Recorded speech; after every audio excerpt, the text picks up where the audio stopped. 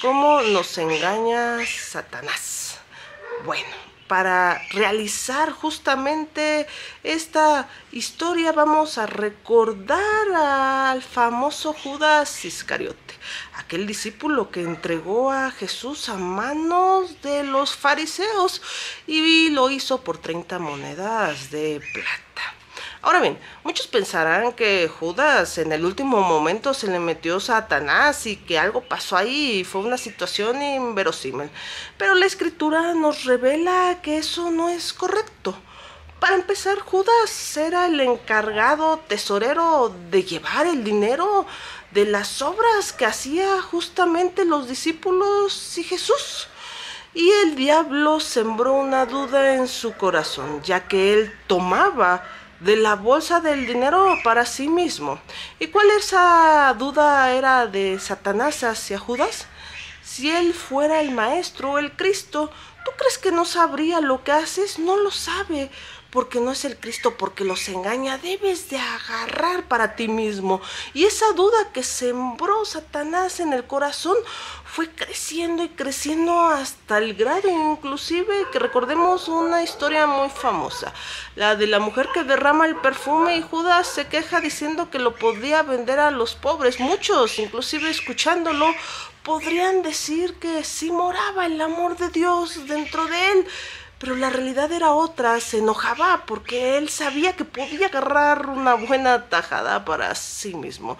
Es decir, el diablo siembra la duda y después se posesiona de nosotros, haciéndonos creer que lo que nosotros hicimos no es tan malo, inclusive que no es nuestra culpa, que es culpa de los otros. Por eso prosperan frases tan famosas hoy en día donde dicen: yo te trato como tú me tratas.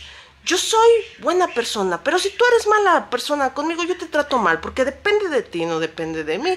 Y esa situación la podemos ver en el jardín del Edén, cuando toman de la árbol, de la fruta de la ciencia del bien y el mal. El diablo las hace parecer que esa fruta es buena para comer, que es rica, que es deliciosa, que inclusive no va a pasar nada como Dios dijo. Los engaña, caen. Y cuando Dios se les presenta, ellos tienen miedo. Y cuando les pregunta qué hicieron, Adán le echa la culpa a Eva y dice: fue ella quien me lo dio. Y Eva, ¿a quién le echa la culpa? A la serpiente. ¿Y qué hacemos nosotros hoy en día? No, fue mi papá, yo por eso actúo así. Es que mi pareja hace que yo me enoje. Mis hijos hacen esa situación y empieza la contradicción en nuestro corazón, porque uno a veces, inclusive hasta la misma familia, es que sería congruente que yo les hiciera daño, pero los amo y no entiendo por qué les hago daño. Yo amo a mi pareja, pero no sé por qué la celo.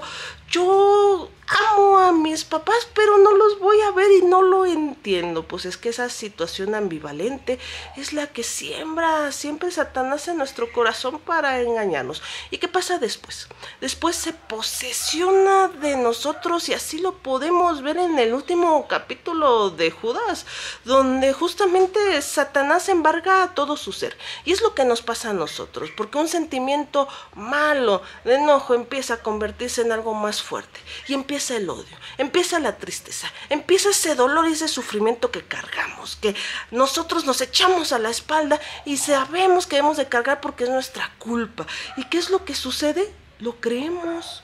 Creemos que debemos nosotros de pagar algún precio de sacrificio o sufrimiento para acceder a la gracia. Y créeme, eso es un grave error. Y ese error viene inclusive pues desde el padre, la mentira que es Satanás. Ahora bien, si Judas pues en vez de haber tenido remordimiento se hubiera arrepentido, ¿no crees que hubiera cambiado la historia?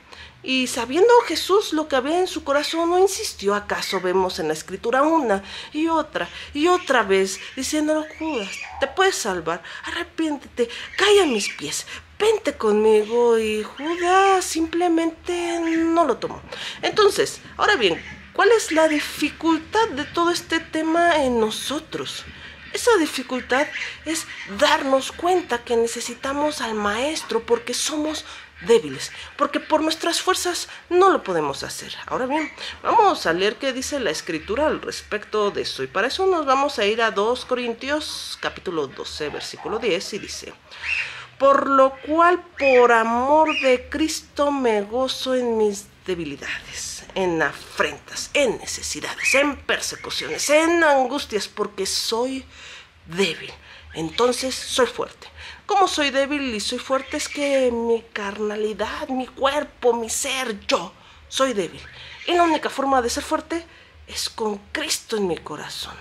Es con el Espíritu Santo dentro de mí. Él es el que me hace fuerte, mas yo por mis propias fuerzas no lo soy. Esa es la primera parte, aceptar el amor de Dios. Ahora bien, vamos a leer otra parte muy interesante que nos aclara más el tema, y la encontramos en Romanos 8:26. Y de igual manera el Espíritu nos ayuda a nuestra debilidad.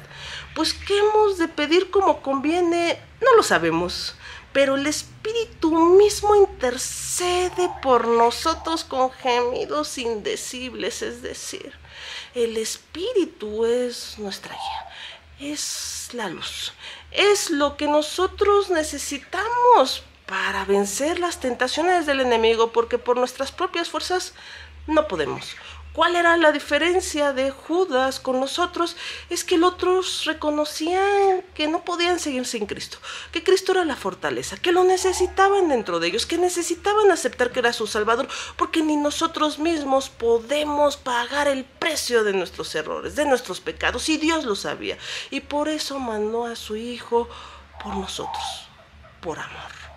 Ahora bien, no caigas en el engaño del enemigo.